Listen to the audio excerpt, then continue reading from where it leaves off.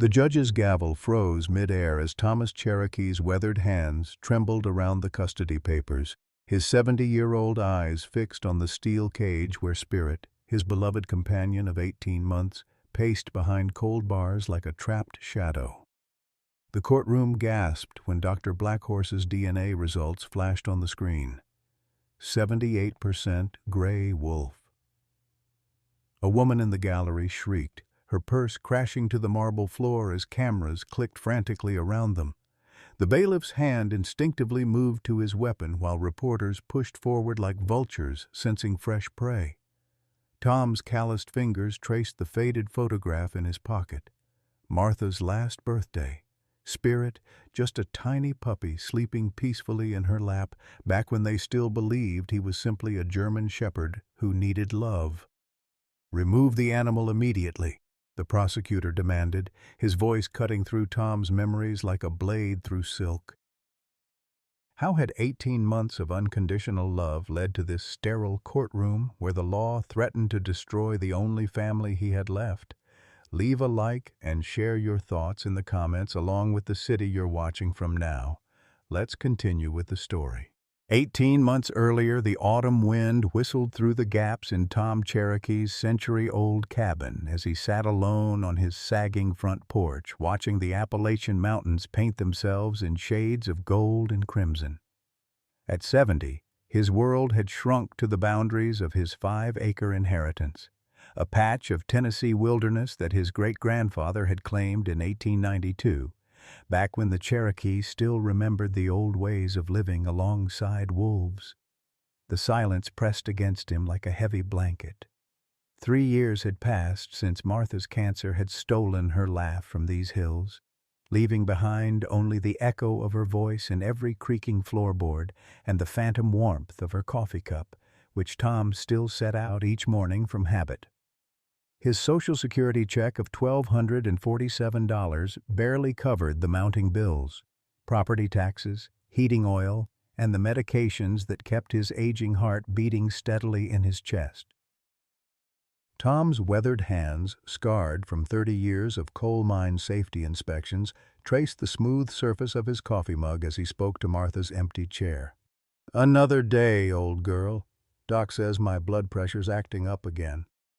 The words disappeared into the mountain air, swallowed by the rustling leaves that seemed to whisper secrets he could no longer understand.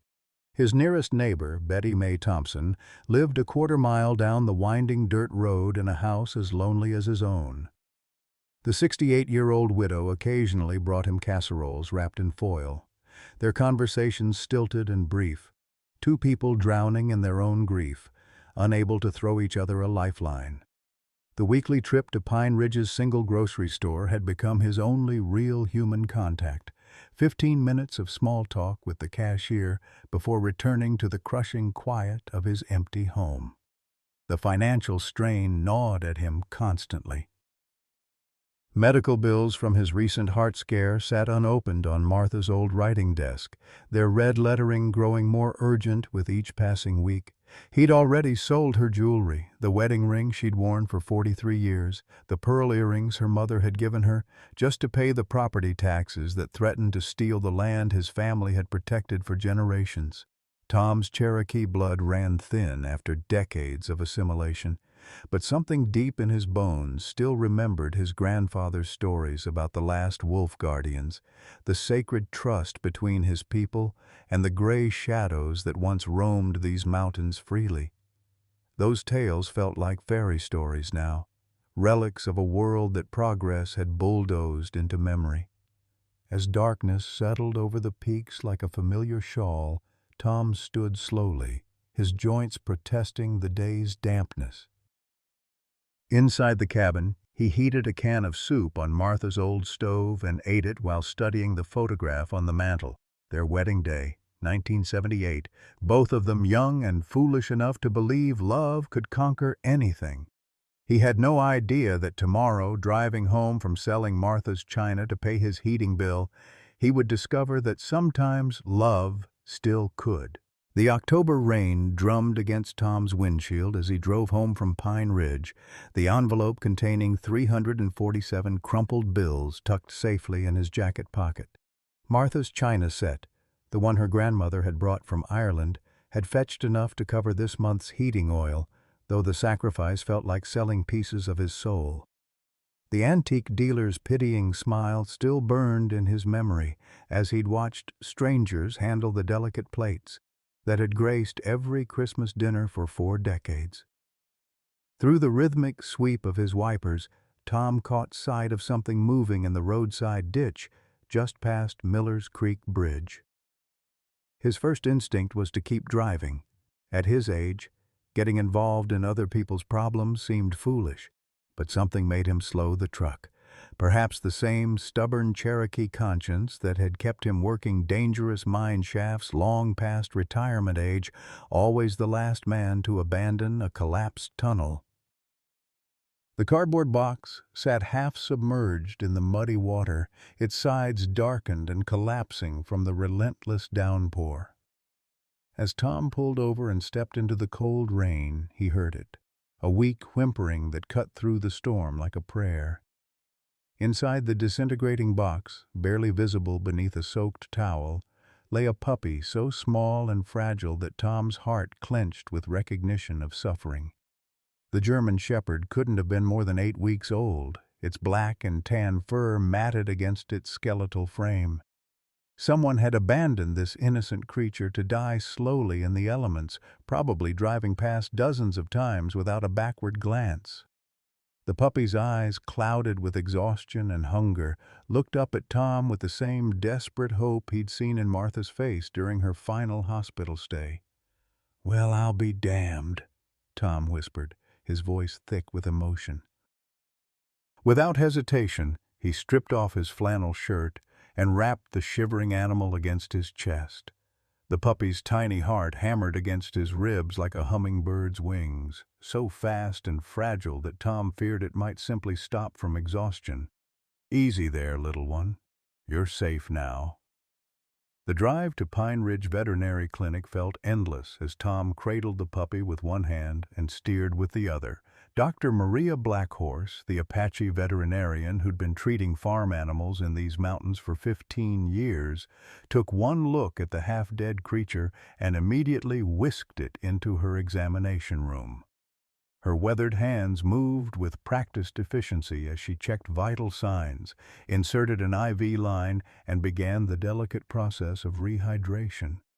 "Severe malnutrition, hypothermia, and dehydration," she announced, her dark eyes reflecting the same anger Tom felt toward whoever had committed this cruelty.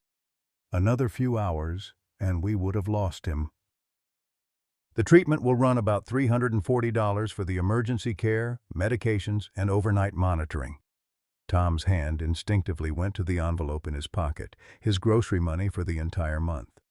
Without Martha's vegetable garden, which had died with her, he depended on those weekly shopping trips to Pine Ridge's small market. Choosing between his own survival and this puppy seemed like an impossible decision, yet his fingers were already pulling out the damp bills. "Do whatever you need to do, Doc," he said quietly, counting out the exact amount. "Money's just paper. Life is life."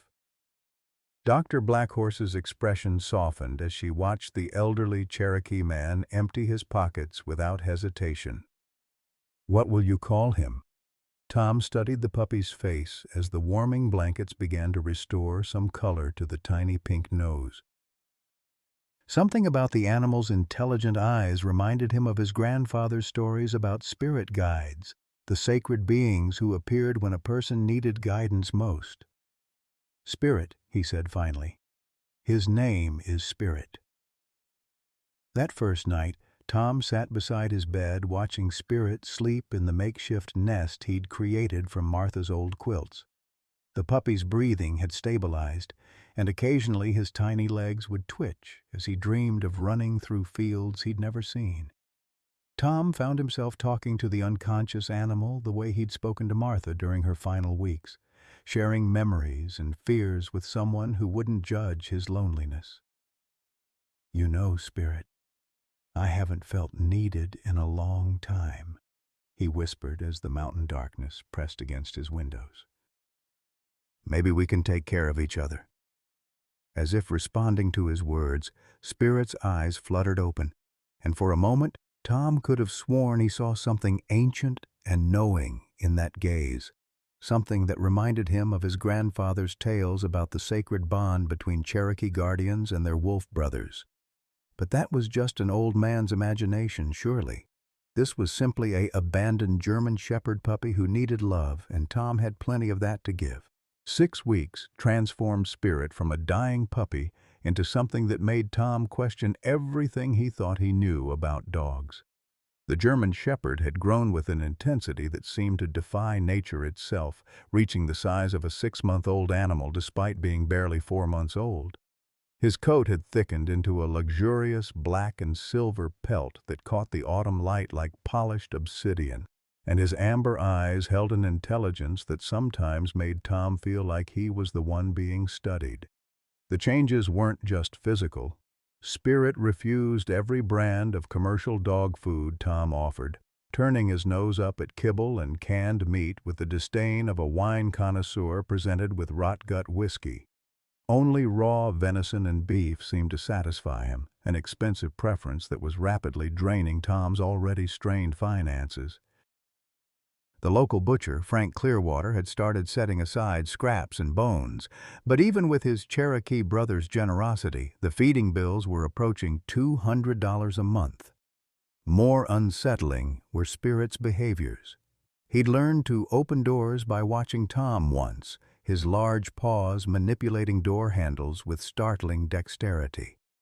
Complex commands that should have taken months to teach were mastered in days.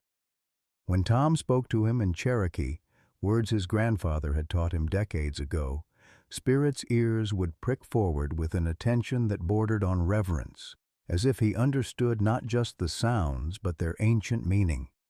The town of Pine Ridge was beginning to notice. Betty Mae Thompson, who had initially cooed over the adorable puppy, now watched nervously from her kitchen window when Spirit accompanied Tom on his daily walks. Her visits became less frequent and their conversations grew stilted, punctuated by uncomfortable glances toward the massive dog who never left Tom's side. "That's no ordinary German Shepherd," Jim Hawkins, the postal worker, had muttered while delivering Tom's Social Security check. "My brother breeds them down in Knoxville, and I ain't never seen one that size. You sure about his breeding?" The whispers followed Tom through Pine Ridge's small grocery store, past the hardware shop where he'd unsuccessfully applied for part-time work, and even into the Cherokee Nation Community Center where elders who'd known his grandfather exchanged worried glances. Sarah Whitehawk, who ran the trading post, pulled him aside after he'd bought Spirit's weekly meat supply. "Tom, some folks are getting nervous," she said, her weathered hands fidgeting with her turquoise bracelet. "Maybe you should consider, I don't know, maybe getting him evaluated by someone who knows about unusual breeds." The financial pressure was becoming unbearable. Tom had sold Martha's wedding china, her collection of Cherokee pottery, and even his grandfather's hunting rifle. Artifacts that connected him to his heritage now transformed into grocery money and veterinary bills. His monthly budget, tight even before Spirit's arrival, had become an impossible juggling act of priorities. Heat or food, medicine or dog food, the choice felt cruel and constant. Everything changed on a cold November morning when Animal Control Officer Randy McKinney knocked on Tom's door. The stocky man in his 50s had served in this role for over a decade, and his expression suggested this wasn't a social call. Spirit immediately positioned himself between Tom and the visitor, his hackles raised slightly, a low rumble emanating from deep in his chest. "Morning, mister." "Cherokee," McKinney said, his hand resting casually on his radio. "I've been getting some calls about your dog here. Folks are concerned about the size, the behavior. Mind if I take a look at his papers?" Tom's mouth went dry. In the chaos of Spirit's rescue and recovery, proper registration had slipped through the cracks of his overwhelmed daily routine. He's not officially registered yet." Been meaning to get to that.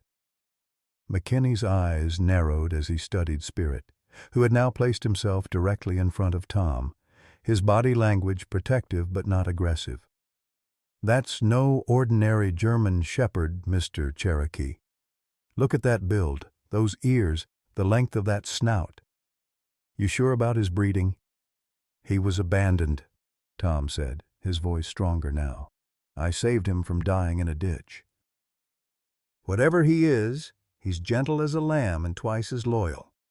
"I understand your attachment, sir, but we've got laws about exotic animals, wolf hybrids, dangerous breeds."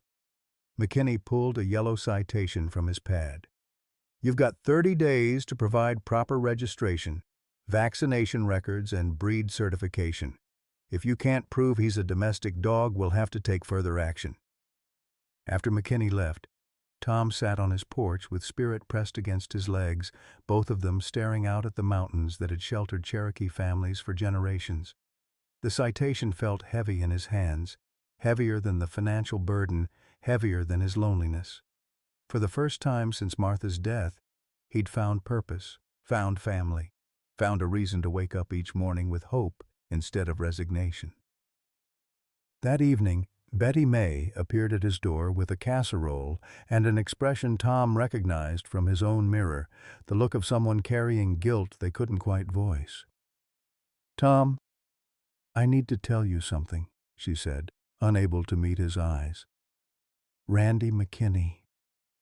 He didn't just get random calls about Spirit." The truth hit Tom like a physical blow. His closest neighbor, the woman who'd shared countless cups of coffee and conversations about their mutual loneliness, had been the one to report him. Fear had overcome friendship. Worry about Spirit's size and behavior had trumped her affection for the man who'd helped her fix her roof last spring. "I'm sorry, Tom. I got scared. He's just so big, and sometimes at night when he howls." Her voice trailed off as Spirit appeared beside Tom, his amber eyes reflecting the porch light with an intensity that seemed almost supernatural. "I understand," Tom said quietly, though his heart felt like it was breaking all over again. Fear makes people do things they never thought they would. As Betty May drove away, Tom realized that his battle to keep Spirit wasn't just about paperwork and regulations. It was about confronting a community's fear of the unknown, his own financial limitations, and the growing suspicion that the creature he'd rescued might be something far more complicated than an abandoned German shepherd puppy. January brought a bitter cold that penetrated the old cabin's bones and Tom's aging joints with equal ruthlessness. Spirit had grown even larger, now weighing nearly 90 pounds of solid muscle and thick winter coat that made him look like a creature from ancient Cherokee legends. Tom's grandfather's stories echoed in his mind more frequently now, tales of spirit wolves who chose their human guardians, who appeared in times of great need to teach lessons about loyalty and survival. The financial strain had reached a breaking point. Tom's grocery budget had dwindled to rice, beans, and whatever meat scraps Frank Clearwater could spare. He'd stopped taking his blood pressure medication to afford Spirit's special diet, telling himself that a 70-year-old man had lived long enough anyway. The property tax bill sat unopened on Martha's desk, its contents as predictable as they were devastating. Without a miracle, he'd lose the land his great-grandfather had claimed, the sacred ground where 4 generations of Cherokee had lived and died. On a particularly brutal morning when the thermometer read 18 degrees below zero, Tom was splitting firewood behind the cabin when the familiar tightness seized his chest. The pain radiated down his left arm like liquid fire, and his vision blurred as he stumbled against the woodpile. The splitting maul slipped from his numb fingers, clattering against the frozen ground as Tom collapsed to his knees, gasping for breath in the crystalline air. Spirit, who had been exploring the forest edge, appeared instantly at Tom's side. Without hesitation, the massive dog bolted toward Betty May's house, his powerful legs carrying him through the deep snow with surprising speed. Tom watched through pain-hazed eyes as Spirit disappeared between the trees, wondering if this was how it would end, alone and frozen, just like the puppy he'd rescued from that roadside ditch. Minutes that felt like hours passed before Tom heard Betty May's panicked voice calling his name. Spirit had somehow communicated the emergency to her, leading her back through the snow to where Tom sat slumped against the woodpile, his lips blue with cold and oxygen deprivation. While she called 911, Spirit positioned himself against Tom's back, sharing his body heat and remaining perfectly still until the paramedics arrived. The emergency room at Sevier County General Hospital became a blur of tests, IV lines, and concerned medical personnel. Dr. Jennifer Martinez, the cardiologist, delivered news that was both reassuring and financially devastating. Tom had suffered a mild heart attack, treatable but requiring immediate lifestyle changes and expensive medications. The overnight stay and treatment costs totaled $3,400, of which his Medicare covered barely 60%. Mr. Cherokee, you need to understand that stress is a major factor in cardiac episodes, Dr. Martinez explained, her kind eyes reflecting genuine concern. Financial worries, social isolation, inadequate nutrition, these all contribute to heart disease. Do you have family who can help with your recovery? Tom's children lived scattered across the country, pursuing careers and raising families of their own. His son Michael worked as an engineer in Seattle. His daughter Sarah taught school in Denver, and his youngest, James, served as a park ranger in Alaska. They called occasionally, sent Christmas cards, but the distances felt emotional as well as geographical. Pride and stubbornness prevented Tom from reaching out, from admitting that their strong, capable father was drowning in loneliness and debt. When Tom returned home, Spirit greeted him with an intensity of relief that brought tears to the old man's eyes. The dog seemed to understand that something fundamental had shifted, becoming even more attentive and protective. He began bringing Tom his medications at precisely the right times, somehow intuiting the complex schedule without being taught. When Tom forgot to eat, Spirit would sit by the kitchen table and whine softly until his human companion remembered to feed himself. February brought an unexpected visitor that would complicate Tom's already precarious situation. Clayton Whitman arrived in a spotless white SUV, his expensive suit and confident demeanor immediately setting Tom's nerves on edge. The man claimed to be a wildlife conservationist researching unusual canine genetics in the Appalachian region, carrying official-looking documents and speaking with the practiced authority of someone accustomed to getting what he wanted. "Mr. Cherokee, I've heard about your remarkable dog," Whitman said, his pale blue eyes studying Spirit with an intensity that made the animal retreat behind Tom's legs. "I represent a research foundation dedicated to preserving rare bloodlines. We'd be very interested in studying your German Shepherd's unique characteristics." Spirit's reaction was immediate and unsettling. The normally calm animal began pacing, his hackles raised, a low growl rumbling from deep in his chest. Tom had never seen Spirit react with such obvious distrust toward anyone, not even Randy McKinney during the animal control visit. The dog's amber eyes never left Whitman, tracking his every movement with predatory focus. "I appreciate your interest," Tom replied carefully, "but Spirit isn't available for any kind of research. He's family." Whitman's smile never wavered, but something cold flickered in his expression. "I understand your attachment, but think about the scientific value. We'd compensate you handsomely, say $5,000 for a few weeks of temporary participation. That could help with some of those medical bills, couldn't it?" The offer hit Tom like a physical blow. $5,000 would cover his hospital debt, pay the overdue property taxes, and provide months of financial breathing room.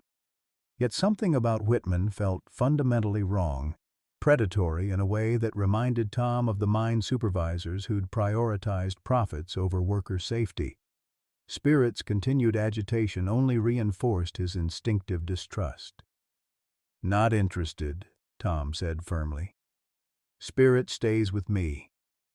After Whitman left, Tom noticed the man's SUV parked at various locations around Pine Ridge over the following weeks.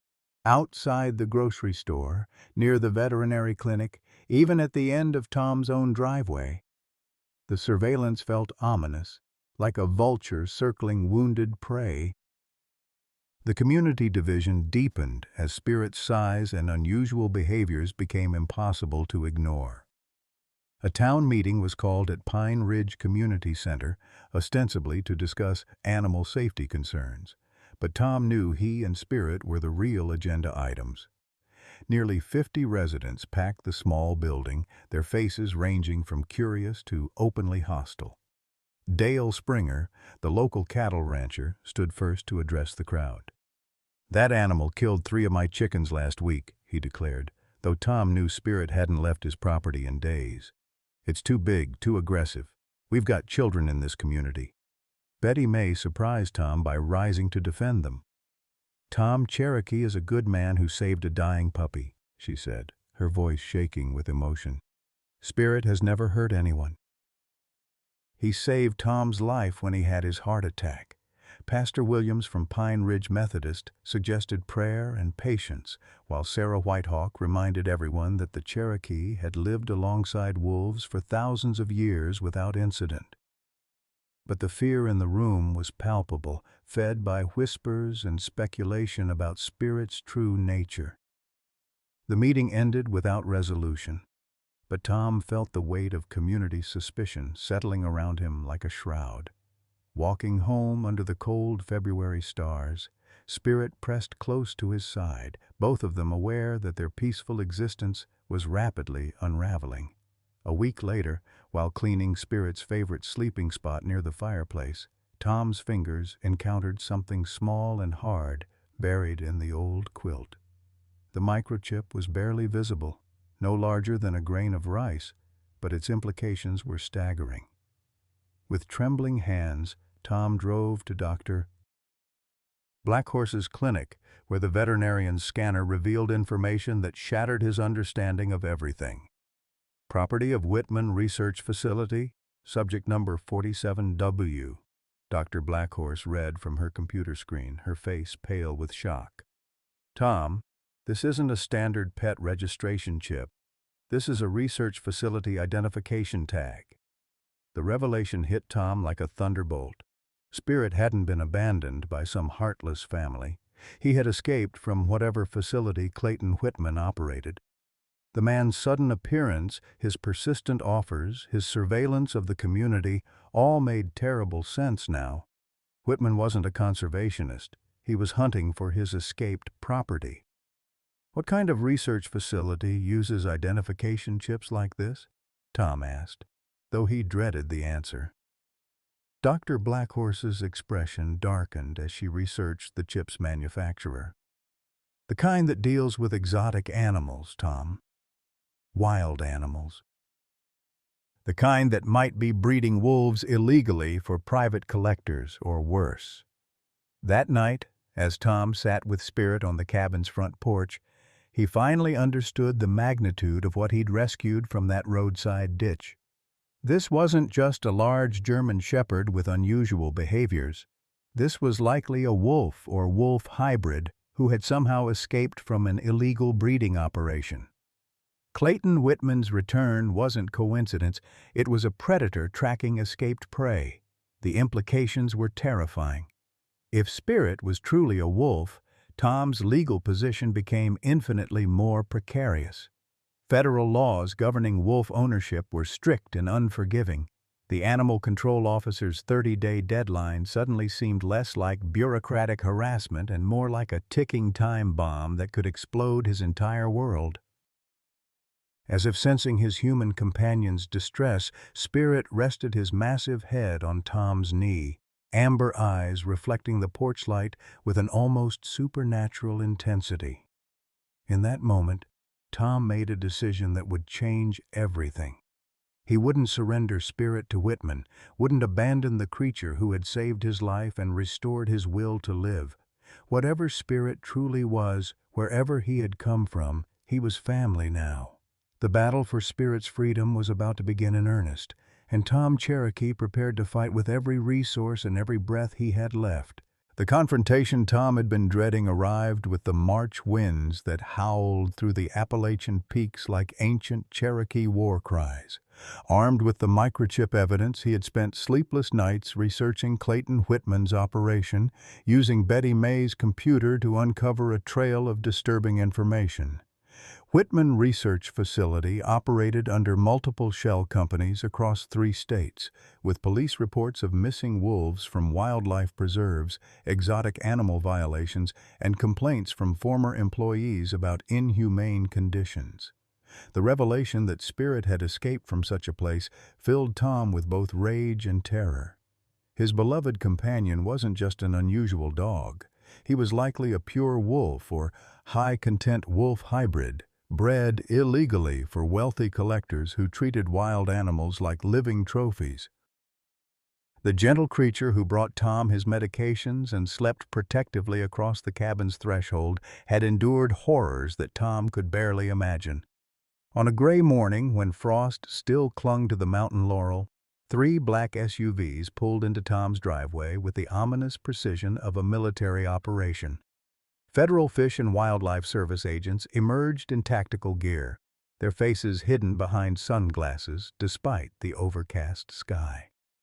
Agent Jennifer Crow Feather, a tall Lakota woman with steel in her voice, served Tom with official documents while her team established a perimeter around his property.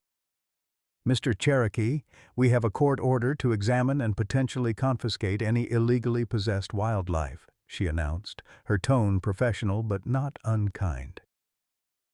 "We've received reports that you may be harboring a wolf or wolf-dog hybrid without proper federal permits." Spirit materialized from the cabin's shadows, his massive frame filling the doorway as he assessed the new threat. The agent's hands moved instinctively toward their weapons, but Tom stepped protectively in front of his companion. "Easy, Spirit. These folks are just doing their job." The genetic testing required several hours and multiple blood samples, during which Spirit remained remarkably calm despite his obvious distress at being separated from Tom. Agent Crow. Feather conducted the procedure with surprising gentleness, speaking softly in Lakota while she worked. "He's beautiful," she murmured to Tom. "Whatever he is, he trusts you completely." "He saved my life," Tom replied simply. "I'd do the same for him." The 72-hour waiting period for results felt like a suspended sentence.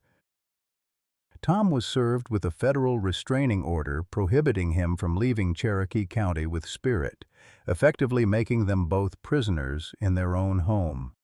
The legal implications were staggering. Possession of a wolf without proper permits carried fines up to $50,000 and potential jail time. Clayton Whitman arrived on the second day, flanked by 2 private security guards and a veterinarian wearing expensive clothes that seemed incongruous in the mountain setting. His confidence had returned now that federal law was on his side, and he carried documentation claiming Spirit as stolen property worth $15,000 on the exotic pet market. "Mr. Cherokee, I tried to handle this quietly," Whitman said, his pale eyes glittering with triumph. "Now we'll have to do this the hard way. That wolf belongs to me, and I have the breeding records to prove it." Tom studied the papers with growing horror. They detailed Spirit's breeding history, his parents listed as captured wild specimens from Yellowstone National Park, his birth registered at Whitman's facility in Montana, his early months spent in isolation cages designed to minimize human contact. The clinical language couldn't disguise the cruelty of Spirit's origins, bred for profit without regard for his welfare or natural behaviors. "These papers are forgeries," Tom said, his Cherokee temper finally breaking through decades of careful control. "You abandoned that puppy to die. I found him half dead in a ditch, and you're telling me that was part of your breeding program?" Whitman's smile turned predatory. "Prove it," I have documentation, microchip records, and witness statements.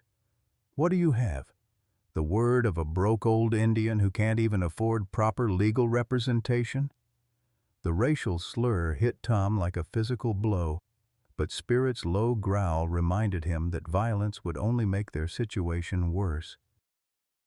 The security guards looked nervous as the massive wolf dog positioned himself between Tom and Whitman, his amber eyes reflecting an intelligence that seemed almost human in its intensity. News of the federal investigation spread through Pine Ridge like wildfire, dividing the community even further. Dr. Blackhorse testified on Tom's behalf, documenting Spirit's condition when first rescued and his remarkable transformation under Tom's care. But other residents, frightened by the revelation that they'd been living near a wolf, supported immediate removal of the animal they now saw as a dangerous predator. The legal battle escalated when Tom was assigned a public defender fresh out of law school, facing Whitman's expensive team of attorneys from Nashville. The young lawyer, David Hawk, was Cherokee himself, but admitted he'd never handled a federal wildlife case. His inexperience showed during preliminary hearings, where Whitman's legal team systematically dismantled Tom's position with procedural motions and technicalities. Social media unexpectedly became Tom's lifeline when Betty May, guilt-ridden over her initial report to Animal Control, started a Facebook page called Save Spirit. The story of a 70-year-old Cherokee elder fighting to keep his rescued wolf companion resonated far beyond Pine Ridge's borders. Within days, the page had thousands of followers sharing photos, donations, and words of support. The GoFundMe campaign that followed raised $8,000 in 48 hours, money desperately needed for legal fees and expert witnesses. Wildlife biologists from universities across the Southeast offered to testify about the therapeutic bonds between humans and wolves, while Cherokee Nation elders began reaching out with historical documentation about traditional wolf guardianship practices. Local news coverage brought unwanted attention but also unexpected allies. Cherokee high school students organized protests outside the courthouse, carrying signs reading, "Save Spirit" and "Honor the Old Ways." The sight of young Cherokee faces demanding justice for their elder and his wolf companion moved Tom to tears, reminding him that his struggle had become about more than just one animal. It represented the preservation of cultural values in a modern world that often forgot to honor its connections to the natural world. The genetic test results arrived on a Thursday morning that would change everything. Dr. Blackhorse called Tom at dawn, her voice tight with emotion. "Tom, you need to sit down for this.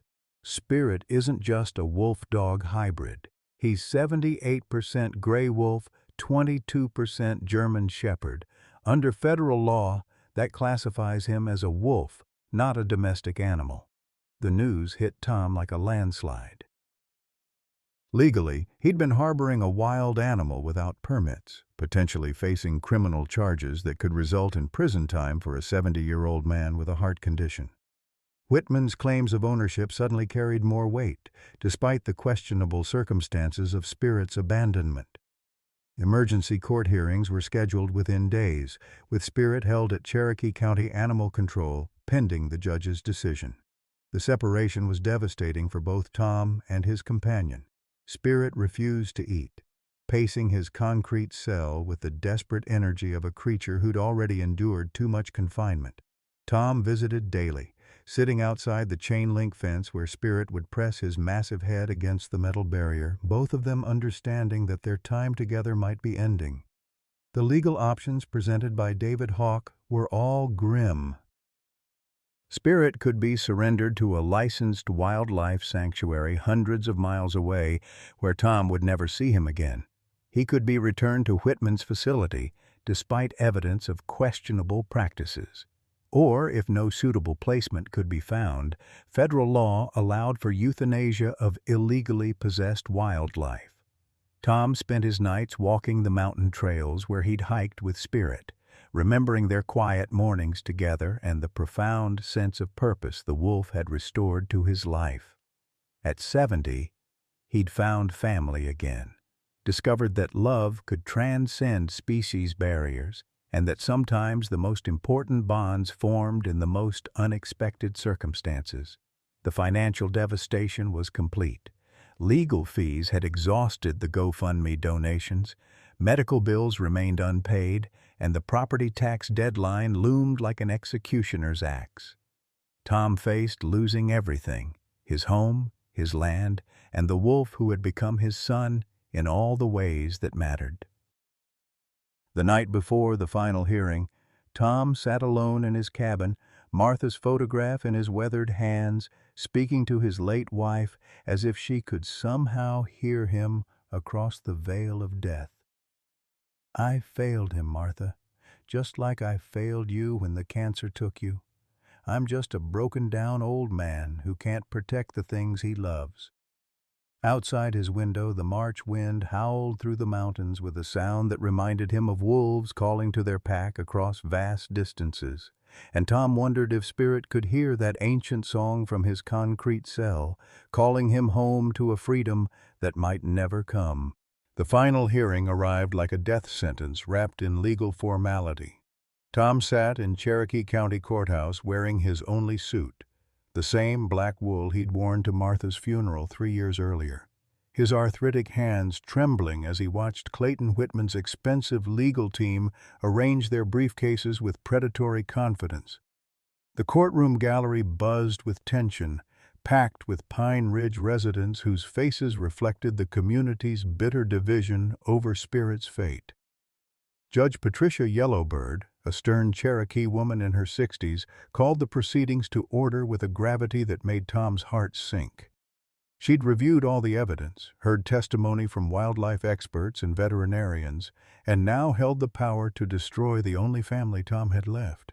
Her dark eyes revealed nothing as she surveyed the packed courtroom, the media cameras, and the 2 legal teams preparing for battle.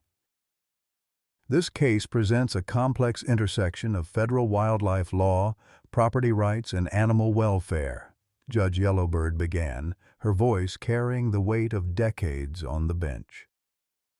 Mr. Cherokee stands accused of illegally possessing a wolf without proper federal permits. Mr. Whitman claims ownership of said wolf based on breeding documentation. The court must determine the animal's legal status and appropriate placement. David Hawk rose with the nervous energy of a young lawyer facing his first major case. His presentation was earnest, but clearly outmatched by Whitman's legal team. He argued that Tom had rescued an abandoned animal in good faith, that Spirit's transformation under loving care demonstrated the healing power of the human-animal bond, and that federal law should consider extenuating circumstances when applying wildlife regulations. Whitman's lead attorney, a silver-haired man from Nashville, methodically dismantled every argument. He presented Spirit's breeding documentation, microchip records, and testimony from Whitman claiming the wolf had been stolen from his facility. The theft allegations added criminal dimensions to Tom's legal troubles, potentially resulting in felony charges that could send a 70-year-old man to federal prison. "Your Honor," the Nashville lawyer concluded with theatrical precision, "this is a simple matter of property law. My client's legally registered wolf was stolen, and he seeks its return. The defendant's emotional attachment, however sympathetic, cannot supersede federal statutes designed to protect both wildlife and public safety." The testimony grew more devastating as the day progressed. Animal Control Officer Randy McKinney testified about Spirit's size and unusual behaviors, painting him as a potentially dangerous predator masquerading as a pet. Dale Springer repeated his false claims about killed chickens, adding embellished details about property damage and neighborhood terror. Each witness seemed to drive another nail into the coffin of Tom's hopes. Dr. Blackhorse's testimony provided the only bright spot in the proceedings. She spoke passionately about Tom's exemplary animal care, Spirit's remarkable health and temperament, and the therapeutic bond between man and wolf that had literally saved Tom's life during his heart attack. But even her expertise couldn't overcome the stark reality of federal law. Tom possessed a wolf without permits, regardless of the circumstances. The judge called a recess that felt like walking to the gallows. Tom stepped outside into the crisp April air, where protesters from both sides had gathered on the courthouse steps. Cherokee students held signs reading, "Save Spirit" and "Honor Our Elders," while other residents carried banners demanding public safety first and enforce the law. The division in his community cut Tom deeply, representing a broader conflict between traditional values and modern regulations. Betty May approached with tears in her eyes, her guilt over the initial animal control report written across her weathered face. "Tom, I'm so sorry. If I hadn't called Randy in the first place." "You did what you thought was right," Tom replied, his voice hollow with exhaustion. "Fear makes people do things they regret later. I don't blame you for being scared." Inside the courthouse, afternoon testimony focused on Spirit's future placement options. The Nashville Zoo offered to house him in their wolf exhibit, but Tom knew Spirit would suffer in captivity after 18 months of mountain freedom.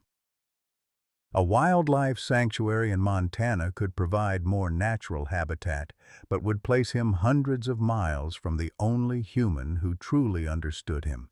Clayton Whitman took the stand with the smooth confidence of a man accustomed to getting what he wanted.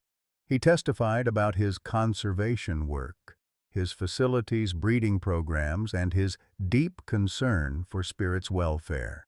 His performance was polished and convincing, painting himself as a responsible researcher victimized by theft. "I've invested considerable resources in this animal's bloodline," Whitman testified, his pale eyes fixed on the judge. "He represents years of careful breeding, and his genetic value to our conservation efforts cannot be overstated. I simply want my property returned." David Hawk's cross-examination revealed some inconsistencies in Whitman's timeline, but nothing that fundamentally challenged his ownership claims. The young lawyer lacked the experience to expose the deeper corruption behind Whitman's operation, and Tom watched helplessly as his chances dwindled with each unanswered question. The most heartbreaking moment came when Tom was called to testify about his relationship with Spirit. His voice broke as he described rescuing the dying puppy, their daily routines together, and the profound sense of purpose Spirit had restored to his lonely existence. He spoke of Cherokee traditions about sacred bonds between humans and wolves, of his grandfather's stories about the last wolf guardians, of love that transcended species boundaries. "Your Honor, that wolf saved my life in every way that matters," Tom concluded, tears streaming down his weathered cheeks. "He gave me reason to live when I'd given up hope. I know federal law says I can't keep him, but losing Spirit would be like losing a son." "Some bonds are more powerful than laws." Judge Yellowbird's expression remained impassive throughout Tom's emotional testimony, but something flickered in her dark eyes when he mentioned Cherokee wolf guardian traditions. She asked several pointed questions about his grandfather's stories, the historical relationship between Cherokee and wolves, and the cultural significance of such bonds in traditional tribal society. The prosecution's closing arguments were ruthlessly efficient. Federal wildlife law existed to protect both animals and public safety. Tom's good intentions couldn't excuse illegal possession of a dangerous predator. Whitman's ownership documentation was legally valid, and emotional appeals couldn't override property rights established by courts of law. The law demanded Spirit's return to his legal owner or placement in an appropriate facility. David Hawk's closing plea focused on mercy, cultural sensitivity, and the extraordinary circumstances of Spirit's rescue. He argued that Tom's love had transformed a dying creature into a healthy, well-adjusted animal, that their bond represented something sacred in Cherokee tradition, and that justice sometimes required looking beyond strict legal interpretations to find truly right solutions. As court recessed for judicial deliberation, Tom felt his world collapsing around him. The financial devastation was complete. Legal fees had consumed his life savings, medical bills remained unpaid, and foreclosure notices waited at home like vultures. Losing Spirit would destroy his will to continue fighting for a life that had become unbearably empty without his four-legged family member. Outside the courthouse, as sunset painted the mountains in shades of gold and crimson, Tom called his children for the first time in months. The conversations were painful. Michael in Seattle expressed concern, but couldn't leave his engineering project. Sarah in Denver was dealing with her own family crisis, and James in Alaska was unreachable on a remote park assignment. At 70, Tom faced the possibility of losing everything alone, just as he'd feared since Martha's death. That evening, Tom drove to Cherokee County Animal Control for what might be his final visit with Spirit. The wolf pressed against the chain-link fence with desperate intensity, somehow sensing that their separation might become permanent. Tom sat on the concrete floor outside the cage, his arthritic hands touching Spirit's massive paws through the metal barrier, both of them understanding that tomorrow might end the most important relationship of their lives. "I'm sorry, son," Tom whispered into the gathering darkness. "I tried my best, but sometimes love isn't enough to overcome the law. Whatever happens tomorrow, remember that you saved a broken old man's life. That has to count for something." Spirit's amber eyes reflected the fluorescent lights with an intensity that seemed almost supernatural, and Tom could have sworn he saw forgiveness and understanding in that ancient gaze, the wisdom of wild things who accept life's cruelties while never surrendering their capacity for love. The courthouse steps had never felt as cold as they did on that April morning when Tom Cherokee prepared to hear Spirit's fate. Judge Yellowbird's chambers had remained sealed since dawn, and rumors circulated through the crowd about emergency phone calls and last-minute legal filings. Tom sat alone on a wooden bench, his weathered hands clutching Martha's rosary, a wedding gift from her Catholic grandmother that had somehow found its way into Cherokee tradition through 43 years of marriage. Betty May approached hesitantly, her face etched with guilt and determination. "Tom, there's something I need to tell you before we go back in there." Her voice trembled as she sat beside him. "I made some phone calls last night about Clayton Whitman." Before Tom could respond, a convoy of black SUVs pulled into the courthouse parking lot with the precision of a military operation. FBI agents emerged in tactical gear, their faces grim as they surrounded Clayton Whitman's rental car. Tom watched in stunned silence as federal agents placed Whitman in handcuffs, his expensive suit wrinkled from the rough handling, his confident demeanor cracking like ice under pressure. Agent Sarah Crow Dog, a tall Cherokee woman with steel in her voice, approached Tom with documents that would change everything. "Mr. Cherokee, I'm Special Agent Crow Dog with the FBI's Wildlife Trafficking Unit. We've been investigating Clayton Whitman's operation for 18 months. Your wolf wasn't abandoned. He escaped during a federal raid on Whitman's facility in Montana." The revelation hit Tom like lightning. Whitman's research facility had been a front for illegal wildlife trafficking, breeding wolves stolen from national parks and selling them to wealthy collectors across the globe. Spirit hadn't been property. He'd been evidence in a federal criminal case, a victim of crimes that included theft of protected wildlife, tax evasion, and animal cruelty. "The microchip in your wolf led us to documentation of 14 other wolves stolen from Yellowstone and Glacier National Parks," Agent Crow Dog explained. Whitman's breeding records are forgeries designed to legitimize his illegal operation. Your spirit was never legally his property. Inside the courthouse, chaos erupted as Whitman's legal team scrambled to distance themselves from their now arrested client. The Nashville attorney, who had seemed so confident the day before, was packing his briefcase with the frantic energy of a man whose case had just collapsed. David Hawk stood speechless as federal agents presented Judge Yellowbird with evidence that fundamentally altered the entire proceeding. But even as Whitman's criminal enterprise unraveled, Tom's legal problems remained. Spirit was still a wolf in illegal possession, and federal wildlife law didn't make exceptions for good intentions or emotional bonds. The Fish and Wildlife Service agents who had confiscated Spirit still intended to place him in a licensed facility far from the mountain home where he'd learned to trust humans again. Judge Yellowbird called for another recess as she reviewed the new evidence, and Tom found himself in the courthouse hallway facing an impossible truth. Spirit was free from Whitman's clutches, but that freedom might still mean a life sentence in captivity, separated from the only human who understood his gentle nature beneath the wild exterior. That's when Joseph Crying Wolf arrived.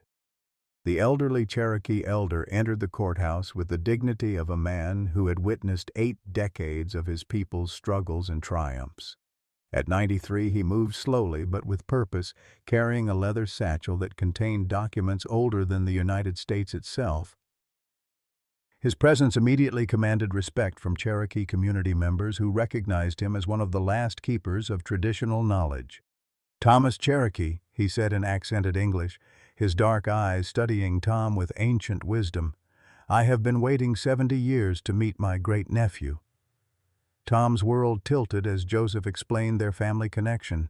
Tom's great-grandfather hadn't just been a Cherokee who claimed land in Tennessee. He had been the last appointed wolf guardian of the Eastern Cherokee, charged with protecting the sacred relationship between his people and the wolves who shared their mountain homeland.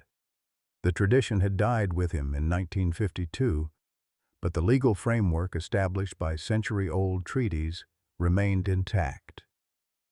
The federal government made agreements with Cherokee Nation in 1838, Joseph explained, opening his satchel to reveal documents written in Cherokee syllabary and English translation.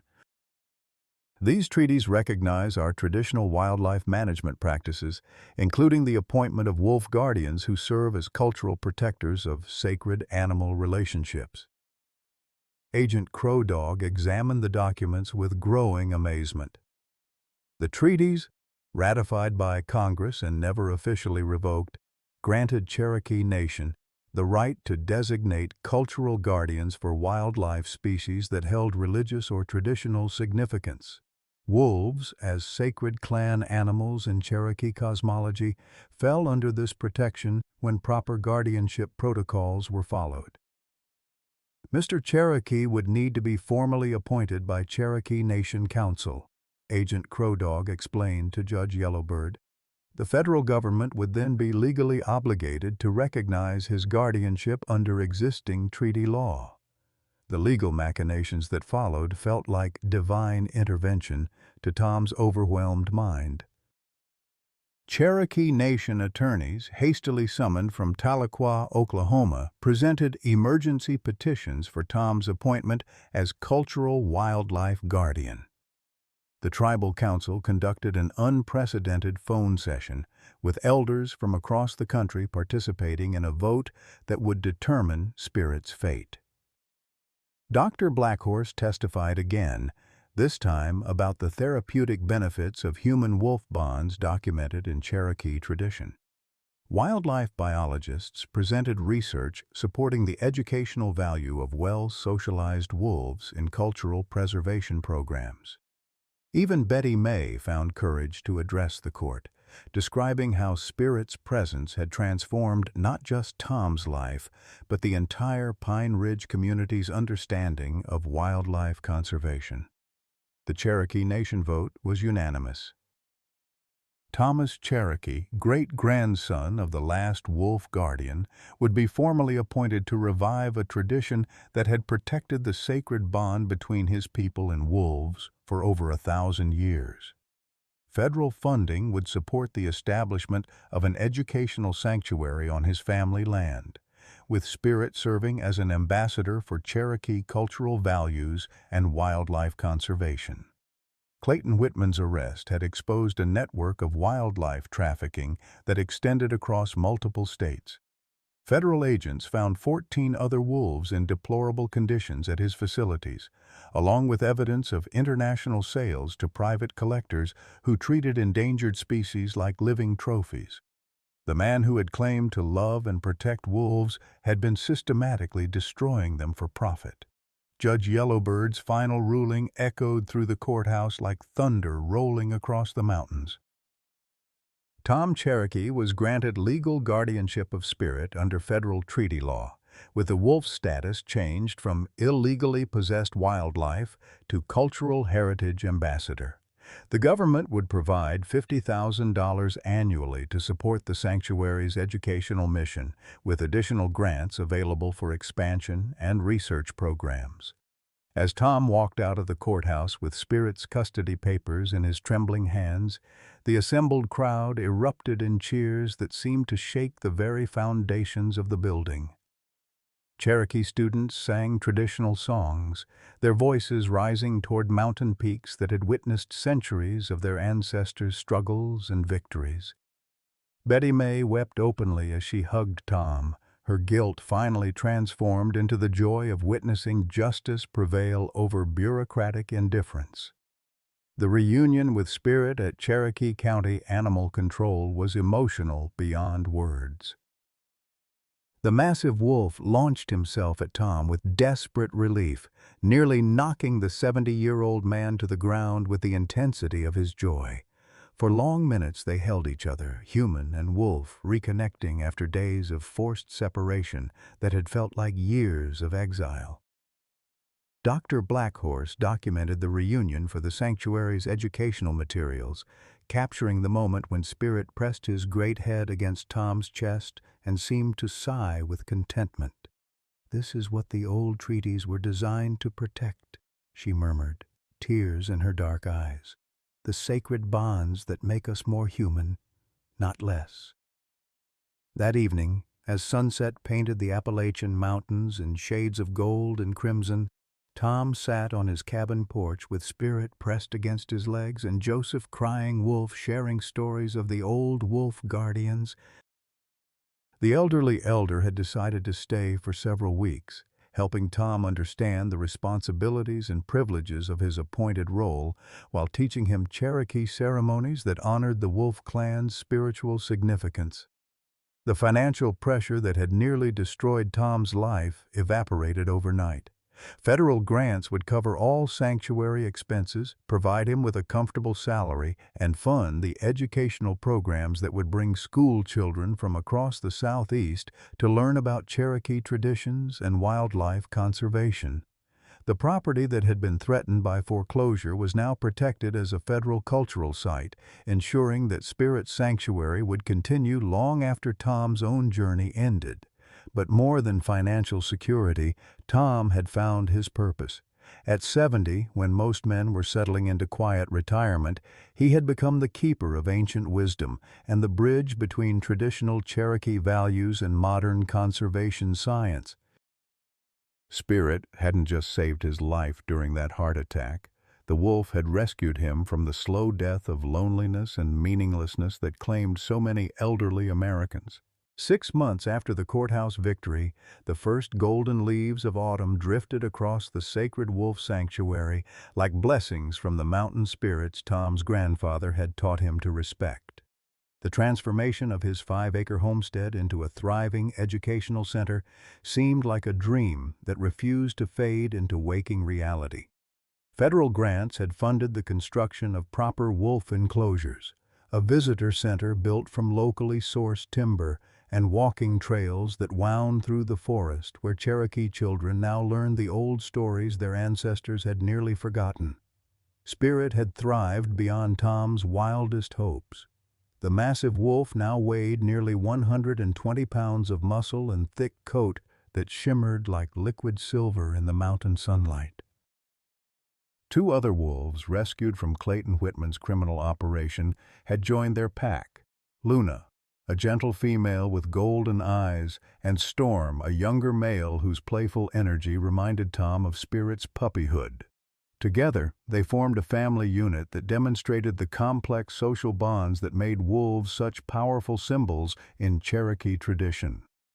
The educational programs had exceeded every expectation. Schools from Tennessee, North Carolina, and Georgia scheduled monthly visits, bringing children who had never seen a wolf except in Disney movies to witness these magnificent creatures up close. Tom found himself transformed from a lonely widower into a storyteller and teacher, sharing Cherokee legends while Spirit and his pack demonstrated the intelligence and loyalty that had made wolves sacred to indigenous peoples across North America. Dr. Blackhorse had established a research partnership with the University of Tennessee, studying the therapeutic effects of human-wolf interaction on elderly participants dealing with depression and social isolation. Tom served as both subject and educator in the program, documenting how his relationship with Spirit had literally saved his life and restored his sense of purpose. The research was groundbreaking, challenging assumptions about domestication and wildness, while validating traditional Cherokee understanding of interspecies spiritual bonds. Betty May had become the sanctuary's tour coordinator and Tom's closest human companion. Her initial fear of Spirit had transformed into deep respect and affection, and she often joked that she'd gained not just a wolf pack but the family she'd lost when her own husband died. Her small house down the mountain road served as overflow accommodation for visiting researchers and Cherokee Nation officials who came to witness the revival of wolf guardian traditions. The financial security felt miraculous after years of struggle. Tom's annual salary as cultural wildlife guardian provided comfortable living for the first time since his retirement from the mines. Federal grants covered all sanctuary expenses, from the wolves' specialized diets to the educational materials used in school programs.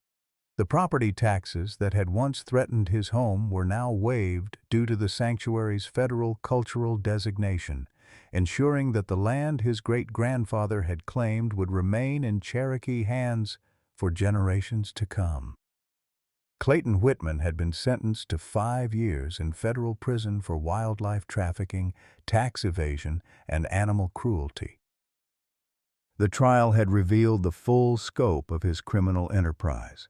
Dozens of wolves stolen from national parks, sold to private collectors across the globe who treated endangered species like exotic pets. FBI raids on his facilities had rescued 37 wolves in various states of malnutrition and psychological trauma, many of whom were being rehabilitated at legitimate sanctuaries across the country.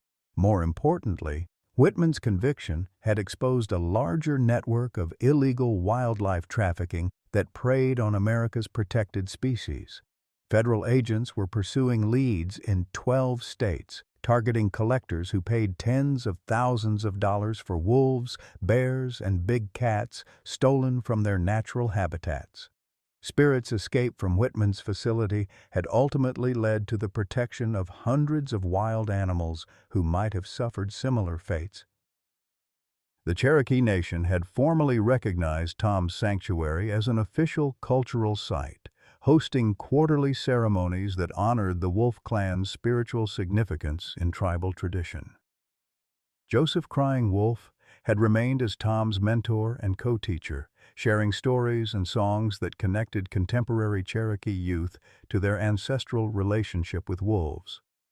The 93-year-old elder had found new purpose in passing on knowledge that might have died with him, ensuring that wolf guardian traditions would survive another generation. Tom's own family had been transformed by the sanctuary's success. His children, scattered across the continent in their own busy lives, had begun visiting regularly for the first time in years. Michael brought his teenage sons from Seattle to learn Cherokee traditions they'd never known existed. Sarah incorporated wolf guardian stories into her Denver classroom's Native American history curriculum. Even James, working as a park ranger in Alaska, had applied for a transfer that would bring him closer to his father's remarkable second chapter. The sanctuary had become a symbol of hope that resonated far beyond Cherokee communities. Environmental groups highlighted Tom's story as proof that traditional ecological knowledge could inform modern conservation efforts.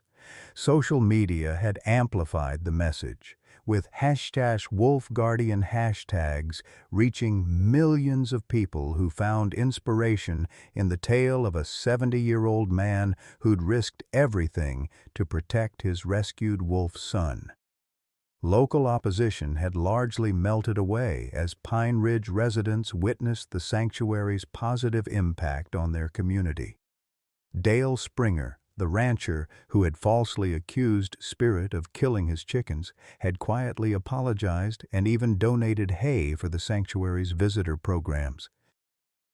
The economic benefits were undeniable. Tourists from across the country came to Cherokee County to visit the wolves, supporting local businesses and bringing recognition to a region that had struggled with poverty for generations. Dr. Jennifer Martinez, Tom's cardiologist, documented the remarkable improvement in his health since the sanctuary's establishment. His blood pressure had stabilized, his depression had lifted, and his overall fitness had improved dramatically. At 70, Tom was hiking mountain trails with the energy of a man 20 years younger, his purpose-driven life providing better medicine than any prescription could offer. The therapeutic benefits extended beyond Tom to visitors from across the region. Veterans dealing with PTSD found peace in the wolves' accepting presence.